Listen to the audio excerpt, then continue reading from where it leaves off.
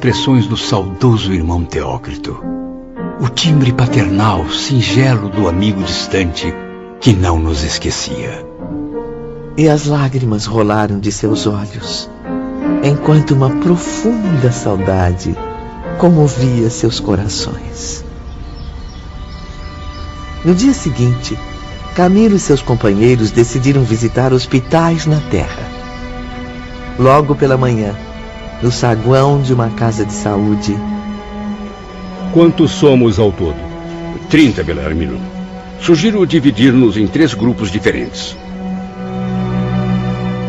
E assim passou a ser feito. E cada grupo partia para uma missão específica. Com surpresa, notavam que não só os doentes os percebiam, como também os ouviam naturalmente. Na medida do possível, ministramos àquelas almas amarguradas, presas à carne, um remédio que nunca haviam recebido: a nossa solidariedade. Levamos os enfermos a ter força no presente e esperança no futuro. Ao término de um dia intenso de trabalho, os aprendizes reuniam-se novamente na recepção da grande casa de saúde. E então, meus amigos, o que realizaram? Onde esteve Belarmino? Preferi dirigir-me aos tuberculosos. Sugeri que tivessem paciência, esperança e bom ânimo. Procurei confortar os que possuem débitos de existências antigas ou consequências desastrosas de erros do próprio presente. E você, Camilo, como foi o seu dia? Meu remorso forçou-me a procurar aqueles que estão ficando cegos. Aconselhei-os a orar sempre. E o resultado foi incrível. Obtive êxito em muitos casos. Corações marcados pelo desânimo reanimaram-se diante das minhas sinceras vibrações. Amanhã pretendo não me concentrar somente nos hospitais. Quero também encontrar pelas ruas, pelas estradas, pobres cegos e miseráveis para lhes servir de conselheiro, murmurando aos seus pensamentos o grande conforto da divina palavra. E quanto a você, meu caro João de Azevedo? Como sabe, Mário, na vida passada, fui escravo do vício do jogo. Sacrifiquei tudo pelo domínio das cartas e da roleta. Dinheiro, saúde, dignidade, honra e até a própria vida. Eu confesso que não permaneci na casa de saúde. Voltei angustiado e oprimido até aqueles antros onde me prejudiquei. Mas o que foi fazer ali, João? Naqueles ambientes infestados de ganância, luxúrias e más vibrações. Exatamente. Aconselhar àqueles dominados pelo vício, assim como eu também fui. Tentei de tudo para afastar do abismo ao menos um só daqueles infelizes, suplicando forças ao alto, rogando o auxílio dos nossos mentores. E você, Mário Sobral, o que nos conta? Meus testemunhos, infelizmente, são ainda mais desagradáveis. Contaminada pelos hábitos do passado, a minha mente arrastou-me para os prostíbulos, independente do meu sincero arrependimento. Isso causou-me um sofrimento terrível. Mesmo assim, eu tentei convencer a juventude a desistir dos maus princípios. Por intermédio de discursos em locais onde impera a perversão, eu narrei a uns e a outros minhas próprias desgraças. E como foi recebido, meu amigo? Não me respeitaram, Camilo. Fui desprezado pela grande maioria e não sabia o porquê. Então lembrei-me de um dos inesquecíveis diálogos com o irmão Teócrito, que me disse: nos antros onde a depravação tem mantido seu império letal, as intuições do além-túmulo não se fazem sentidas. As citações animalizadas, inferiores, tornam-se barreiras que nenhuma entidade em suas condições será capaz de remover, muito menos se fazer compreendida. Nos dias e noites seguintes, estenderam os serviços às prisões, obtendo êxito no sombrio silêncio das celas. E por fim, Ivone, invadimos domicílios particulares à cata de sofredores inclinados ao suicídio. Homens e mulheres desesperados que aceitassem nossas advertências através de sugestões para o bem.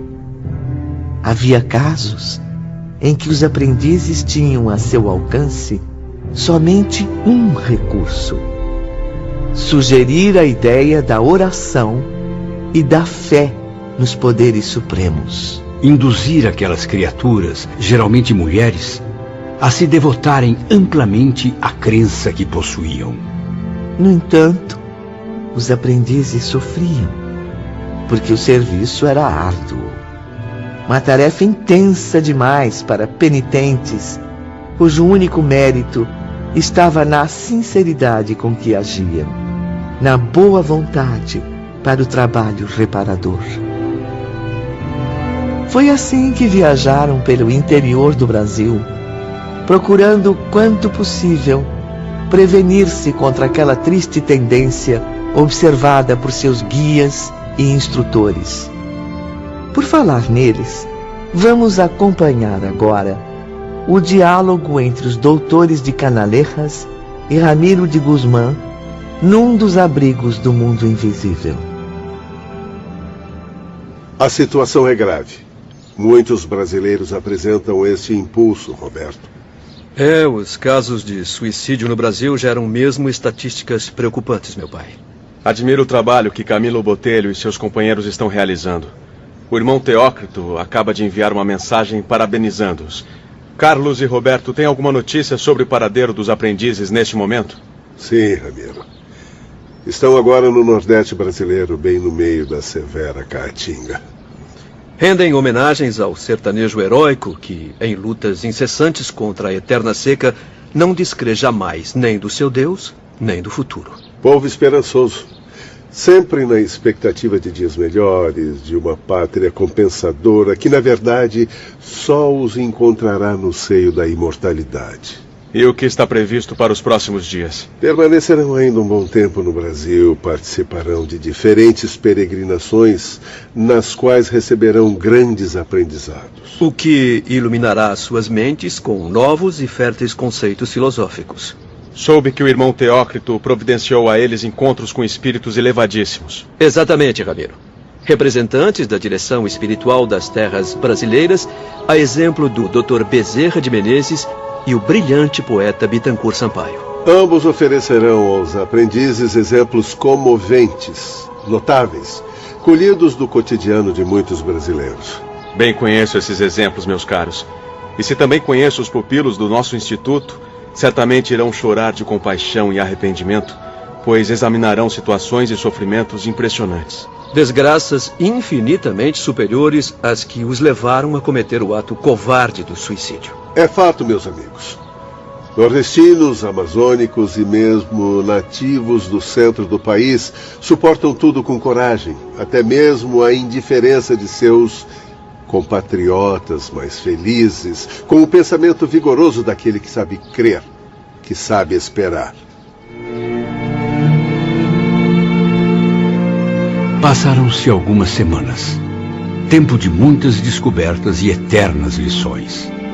Entretanto, Mário Sobral distanciava-se pouco a pouco das possibilidades de outro futuro, senão a breve reencarnação. Numa de nossas reuniões, da qual mais uma vez ele não participava... É notório, meus caros. Mário não nos acompanha em mais nenhuma ação caridosa.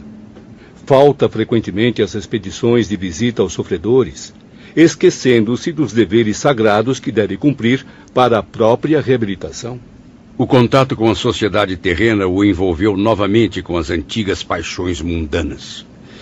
Já o vi inúmeras vezes entrando em locais degradantes. Mas quem garante que não vai a esses lugares converter as criaturas perdidas? Que mal haverá em preferir esses ambientes para as atividades reparadoras? Não seja ingênuo, João. É mero pretexto. Ele se compromete diante dos guias espirituais a fazer uma coisa, mas na verdade frequenta esses lugares movido pelas perdições do passado. Pobre Mário. Se continuar assim, pressinto que irá retornar às baixas esferas do vício. Várias vezes Alceste e Romeu procuraram convencê-lo a frequentar outros ambientes. Infelizmente, porém, a paixão por Eulina ainda o conduz a este presunçoso desejo de redenção. O estágio dos aprendizes na Terra era como um exame para a ascendência a novos cursos. Camilo, assim como os outros, tinha certa liberdade de ação, embora não estivesse completamente desamparado. É verdade, Ivone. Estávamos esperançosos, pois vínhamos obtendo aprovação nos exames. Mas Mário, pobre Mário Sobral, estava praticamente reprovado.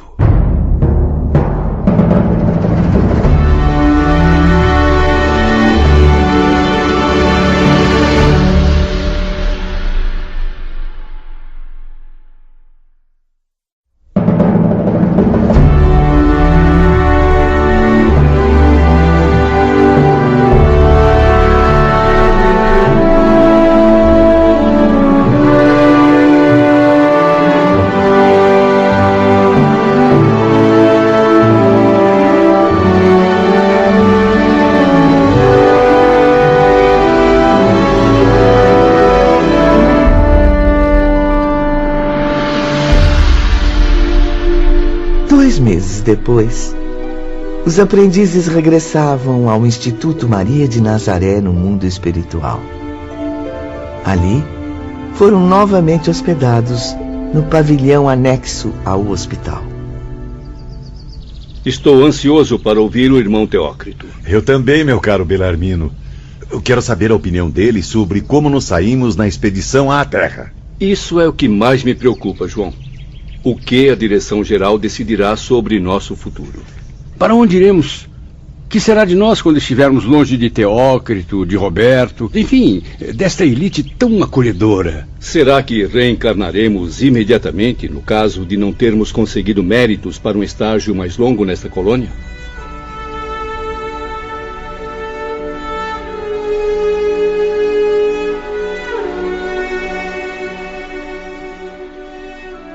Entre muita ansiedade e expectativa, foram surpreendidos dias depois com a visita de Jerônimo, acompanhado do assistente Ambrósio. Jerônimo jamais se conformou com a trágica situação da família dele na Terra, Ivone. Aliás, desde o Vale Sinistro, o conhecíamos como um dos mais divergentes da nossa falange de suicidas. Bom dia, meus caros. Bom dia, Jerônimo. Acabo de chegar ao pavilhão indiano. Como é bom respirar novos ares antes da árdua missão que terei de enfrentar. Mas que grata visita, logo pela manhã. Acabamos de sair do gabinete do irmão Teócrito, que está muito confiante. Sim, fui me despedir dele e de seus auxiliares, espíritos de altíssimo valor moral. Vim também dar adeus a vocês, meus amigos. Serei encaminhado ainda esta semana ao recolhimento para cuidar dos preparativos da reencarnação. Por que não adia um pouco mais a volta às provações terrenas, amigo Silveira? Pelo que me consta, não é obrigatório em determinados casos esse constrangimento. Quanto a mim, pretendo prorrogar o máximo possível a permanência aqui. Por que não faz o mesmo, caro amigo? Absolutamente, Camilo. Não convém aos meus interesses pessoais adiar por mais tempo o cumprimento do dever. Mas encontra-se mesmo preparado para assumir as consequências? Sim, Belarmino. Fui especialmente preparado pelo irmão Miguel de Santarém e pelo irmão Ambrósio, meus dignos tutores. Depois de muito ponderar, cheguei à conclusão de que devo realmente renovar a existência humana o quanto antes. Meus erros foram graves e as minhas responsabilidades aumentaram. Preciso expulsar da consciência os reflexos desonrosos do passado. E só obterei êxito voltando ao teatro da vida humana. Quer dizer, então, que renascerá no Porto mesmo? Sim, amigos. E Deus seja louvado. Renascerei no Porto, em Portugal, como no passado. E uma grande fazenda me servirá de lar. E já sabe como será sua nova condição social? Serei novamente uma pessoa rica. Cuidarei de capitais financeiros, tanto meus quanto alheios. E, como já esperava, enfrentarei pela segunda vez as tentações sopradas pelo orgulho, pelas vaidades e pelo egoísmo. Sairá vitorioso, meu irmão. Todos aqui acreditam nisso. desde os aprendizes aos mais sábios mestres espirituais. Subirei no conceito dos meus semelhantes. Serei figura honrada e importante, o mesmo, tal como fui na vida passada. Apenas não mais o conhecerão sob o desonrado nome de Jerônimo de Araújo Silveira. Sim, porque receberei outro ao nascer, a fim de proteger-me da vergonha que segue meus passos. Realizarei tudo isso como penitência, a terrível prova de ser rico. Compreendo. Como pode considerar a riqueza algo negativo?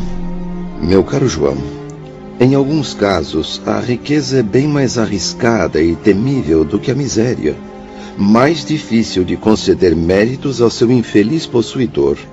Como se sente agora, Jerônimo, à beira de um novo berço, reencarnando para ressarcir antigos delitos? Profundamente comovido, Camilo, em verificar a bondade de Deus, concedendo-me a graça do retorno protegido pelo esquecimento, pelo disfarce de um novo corpo carnal, um nome novo, a fim de que minha desonra do passado não seja reconhecida pela sociedade terrena. Jerônimo está confiante e fortalecido, convicto a tentar a reabilitação perante a lei universal que infringiu, perante si mesmo, finalmente.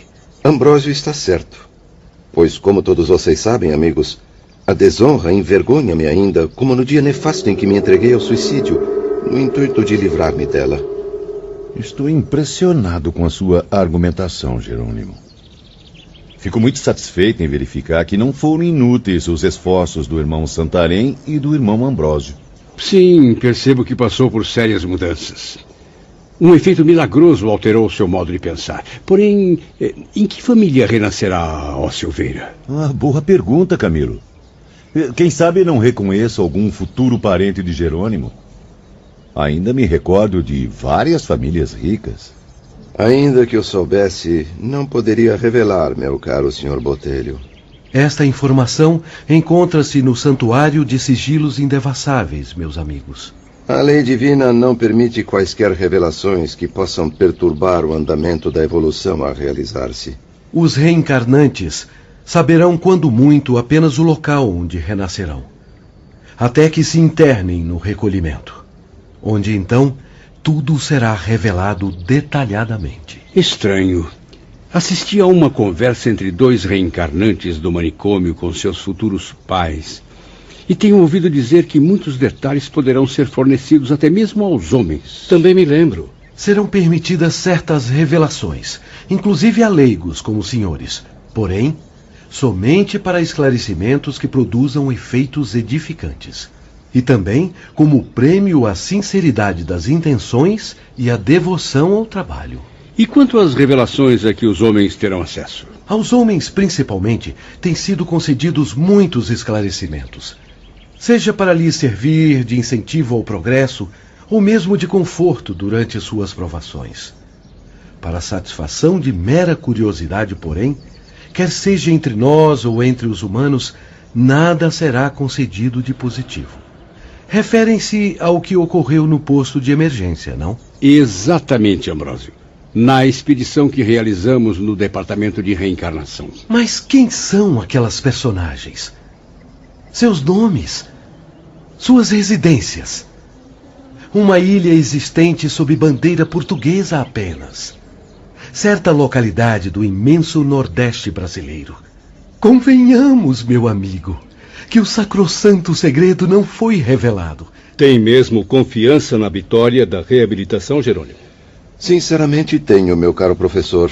Mesmo sentindo-me aborrecido com a ideia de repetir ato por ato, com circunstâncias agravantes, a existência em que fracassei.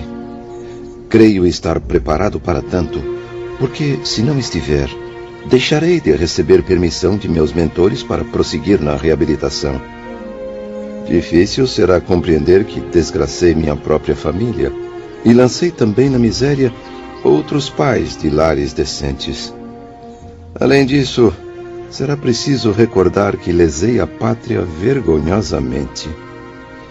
Todas essas coisas feias pesam na balança de uma consciência arrependida, Belarmino. Fé, meu amigo, fé. Pense nos seus filhos do passado. No quanto servirão de inspiração para que evolua na próxima etapa. Filhos? Não terei mais filhos comigo. Deixando de zelar pela família até o final, rejeitando no meio do caminho o honroso dever de chefe do lar, coloquei-me na desgraçada situação de não conseguir oportunidades nessa próxima existência de constituir uma família e ser novamente pai. Contudo, a fim de compensar a má atitude contra Zulmira e seus filhos, Jerônimo prometeu a Maria, mãe de Jesus, reunir esforços quando na terra, no sentido de amparar crianças órfãs, construir de qualquer modo abrigos que protejam a infância.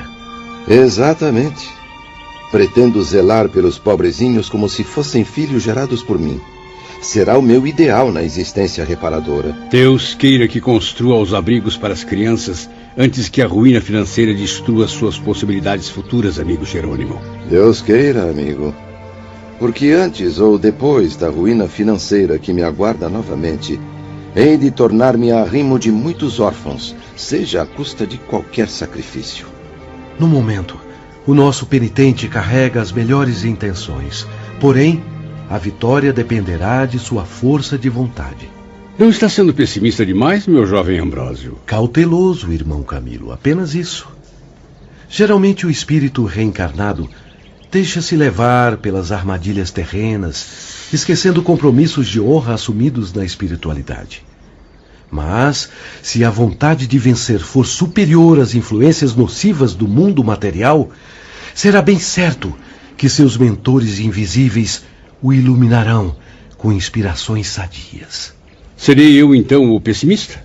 Suponhamos que Jerônimo venha a desprezar as promessas feitas ao reencarnar. O que acontecerá? A consciência o deixará eternamente inquieto. E mais tarde, regressando à espiritualidade, se envergonhará de ter faltado com a palavra. Compreenderá, além disso, a necessidade de cumpri-la em uma nova migração terrena. Esperamos, no entanto, que isso não aconteça no caso em questão. Jerônimo possui o principal fator para realizar o prometido: a boa vontade, a ternura pelo órfão abandonado.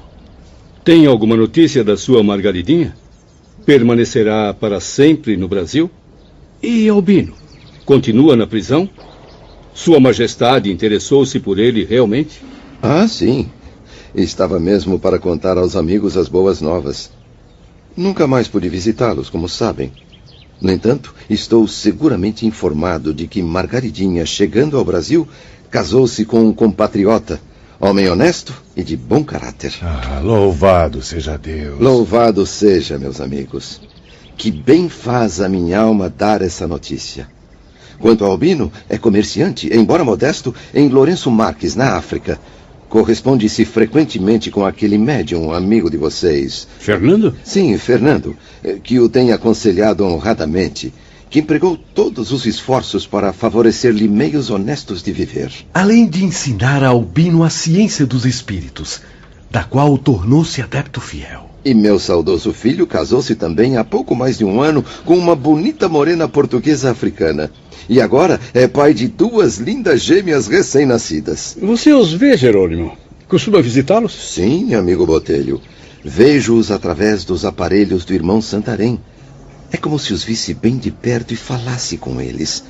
Tenho permissão para isso. E quanto a Zulmira? Ah, Zulmira. Cúmplice infeliz das minhas loucuras. Pobre mulher. Amava-a tanto, meu Deus. Fui o responsável por suas quedas. Também devo reparações a ela. E hei de saldar essa dívida com a graça do Todo-Poderoso. Zulmira termina sua desgraçada vida amparada pelas filhas mais velhas, que não se negaram, graças a Deus, a socorrê-la quando as procurou. Mas será que mesmo depois de tanto sofrimento ela não mudou sua conduta? Pelo que sei, nem um pouco, professor. Chegou até a tentar impedir Margarida de ir para o Brasil.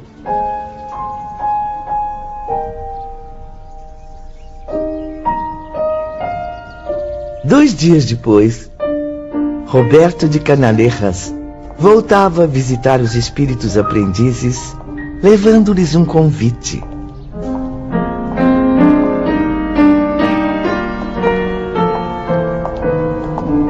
Irmão Teócrito convoca os amigos para uma reunião hoje à noite na sede do departamento hospitalar. É sempre bom rever o irmão Teócrito. Sabe qual será o tema do encontro, Dr. Roberto? Trata-se de uma cerimônia de despedida, Camilo. Chegou o momento de se desligarem deste departamento e se habilitarem para outros caminhos, sempre em busca do progresso. Algumas horas depois... Incrível! Nunca vi tantos internos transitando ao mesmo tempo por essas ruas. Eles vêm de vários bairros próximos aos hospitais. Esta reunião interessa profundamente a todos, Camilo. A movimentação é mesmo intensa.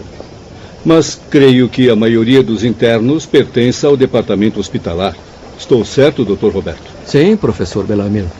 São espíritos considerados aptos ou necessitados da renovação carnal, em consequência do grave crime que cometeram.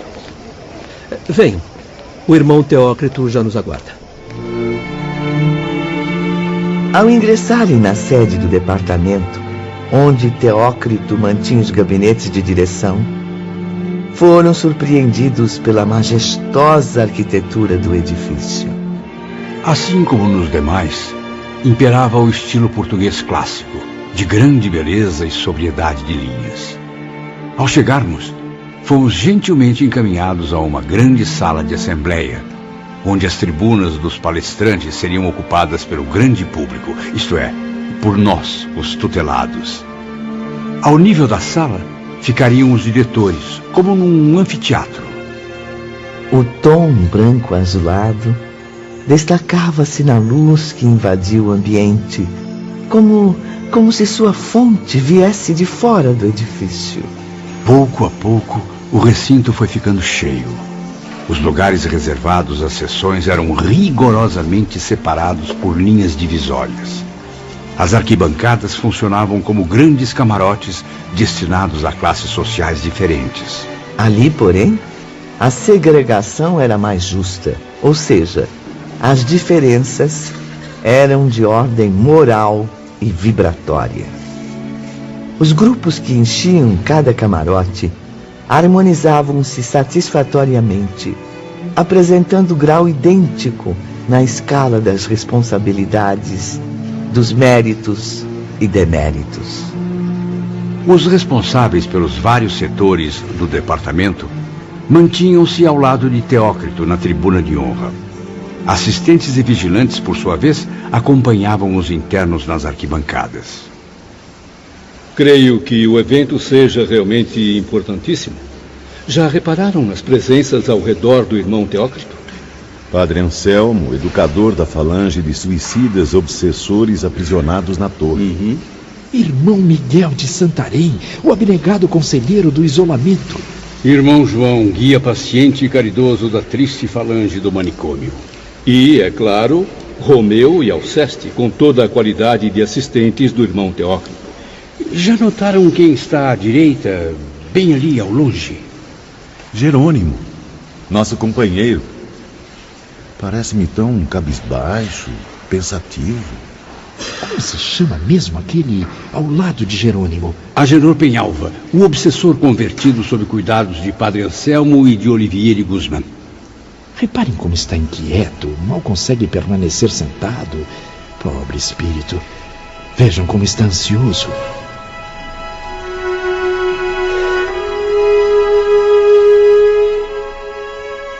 Deus queira, Ivone, que um dia os homens encarnados, responsáveis pelos graves problemas que agitam a humanidade, aprendam com os espíritos quando se reunirem para decidir o futuro da Terra. Que assim seja, meu amigo. E o futuro? O tão misterioso futuro também seria decidido naquele magnífico evento espiritual.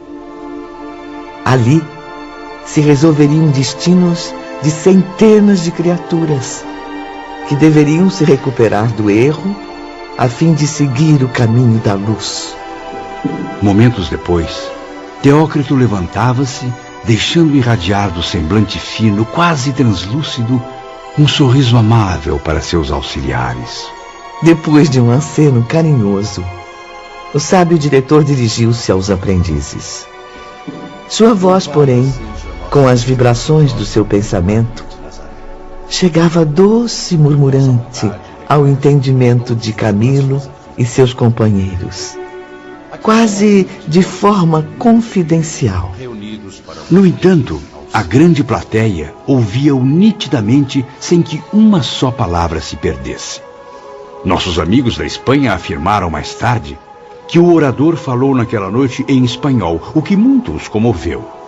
Nós, os portugueses, porém, contestávamos, pois o que ouvimos foi o bom português clássico de Coimbra. Ao passo que os brasileiros garantiam ter ouvido o suave linguajar das terras nativas com seu sotaque peculiar.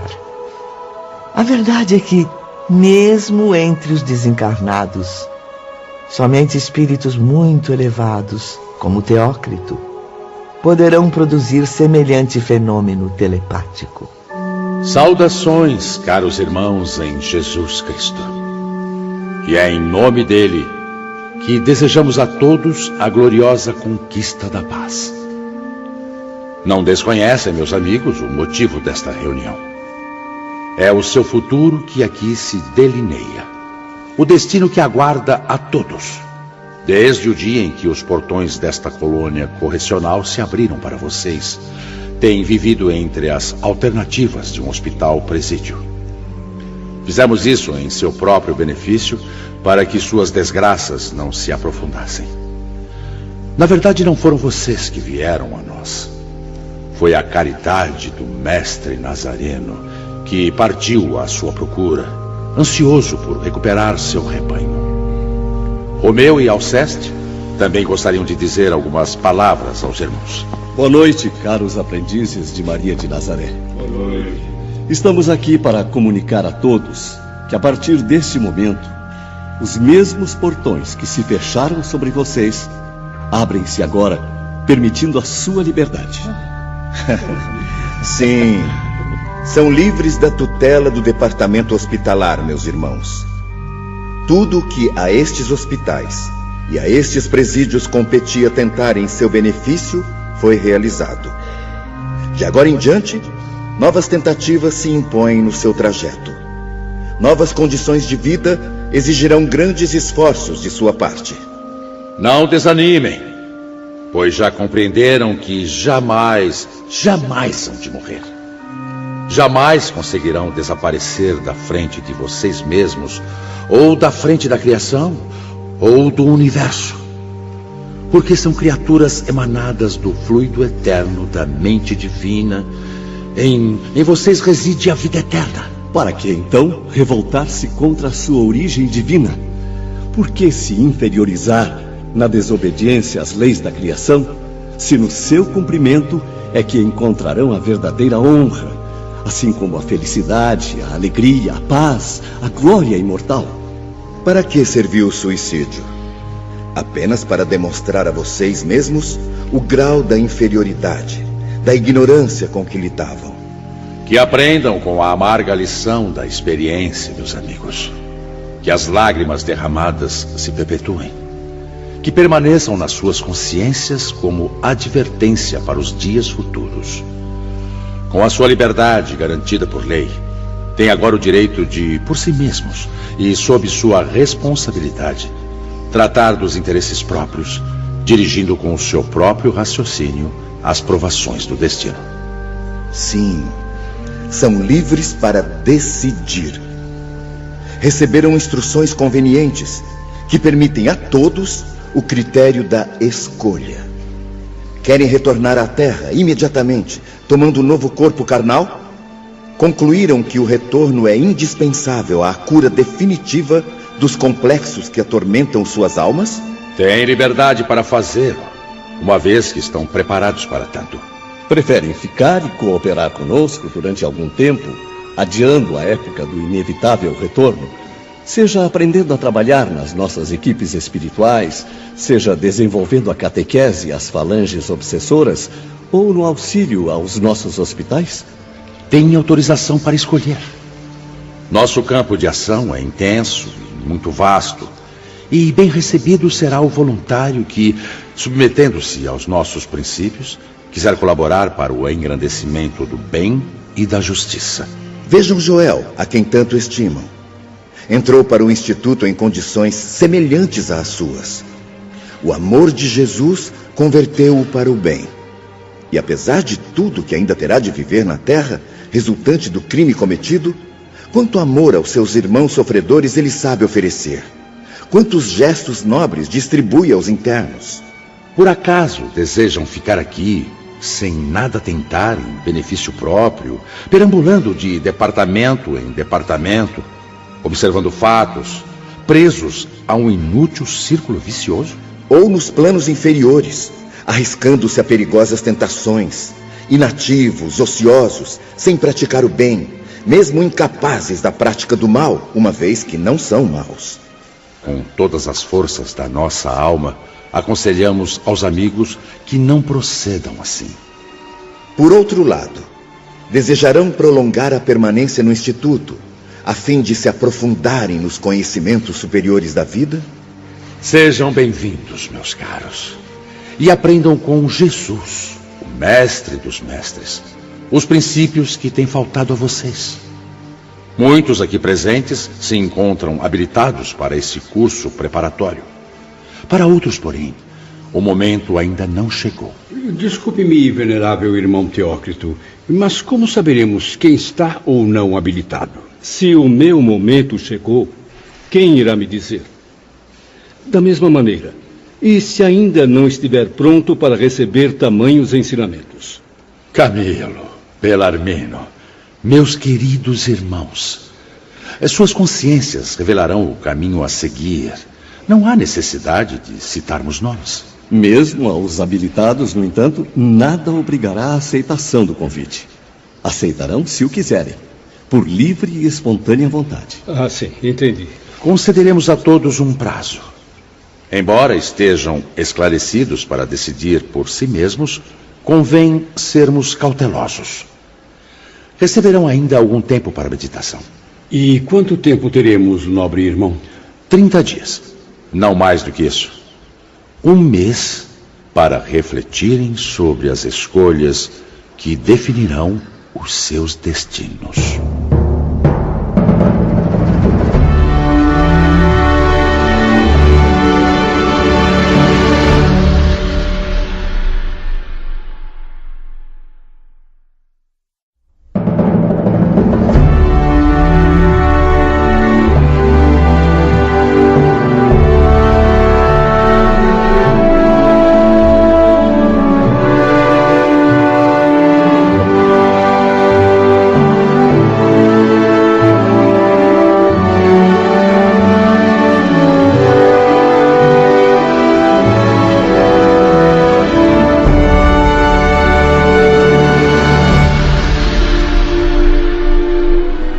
Na suntuosa sala de assembleias, irmão Teócrito prosseguia sua palestra aos espíritos aprendizes.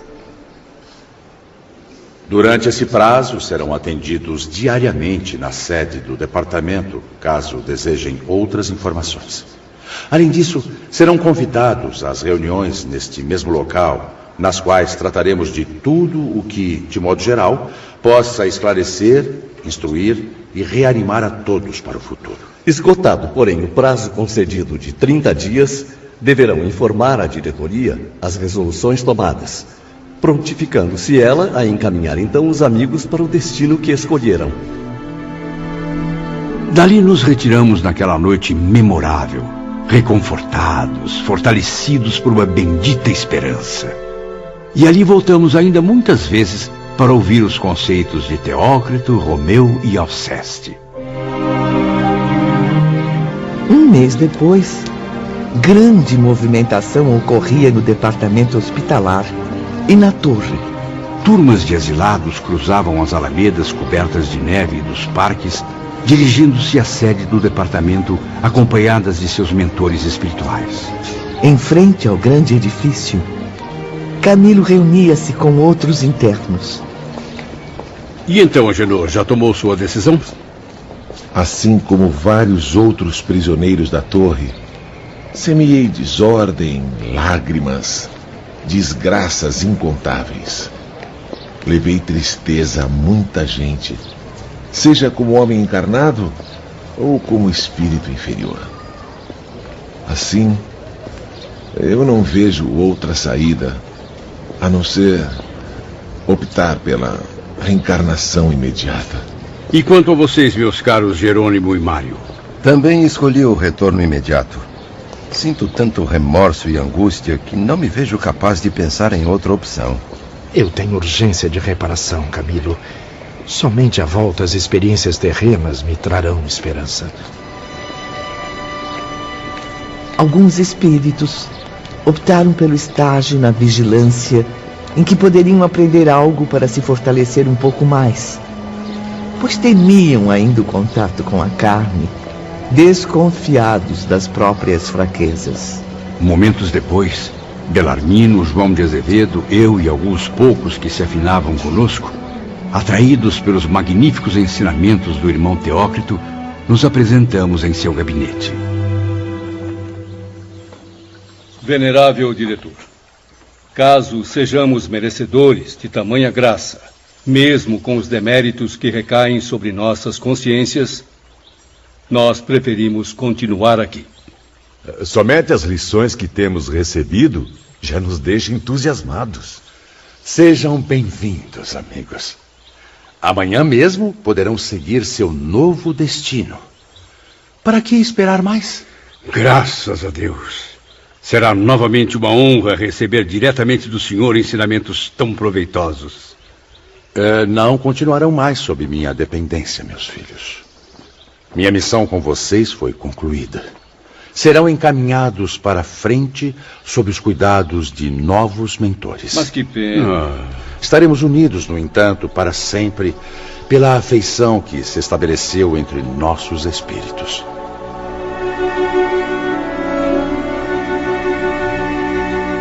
Certos de que logo no dia seguinte deixariam o departamento hospitalar, uma angústia profunda invadiu seus corações. Procuraram, então, despedir-se. Começaram pelo próprio hospital. Joel, inesquecível Joel. Sabemos que está cheio de afazeres por aqui com a chegada de novos espíritos suicidas, mas não podíamos deixar de vir. Não pensem que ficaremos longe de vocês. Ainda nos veremos muitas vezes. Paciência, meus amigos. Paciência. Carlos e Roberto, como sempre, prontificaram-se a guiá-los nas visitas de despedidas. Camilo e seus companheiros reviram e abraçaram todos os nobres mentores a quem tanto deviam. Em seguida, partimos para o departamento de reencarnação, acompanhados das gentis irmãs Rosália e Celestina. Ali davam entrada vários pretendentes à matrícula no recolhimento. Falanges de espíritos arrependidos que iam polir a consciência manchada pelo pecado e assim redimir-se da desonra. Caminhavam numa fila extensa de 2 em 2, subindo as escadarias. Seguiam cabisbaixos, constrangidos, temerosos, até desaparecerem. Momentos depois, nos deparamos com o grupo conduzido pelo irmão João, diretor do manicômio. Eram espíritos assustadores, em lastimável estado vibratório, incapazes de raciocinar livremente. Acompanhado de perto pelas irmãs Celestina e Rosália, Camilo não conteve as lágrimas ao avistar novamente Jerônimo e Mário.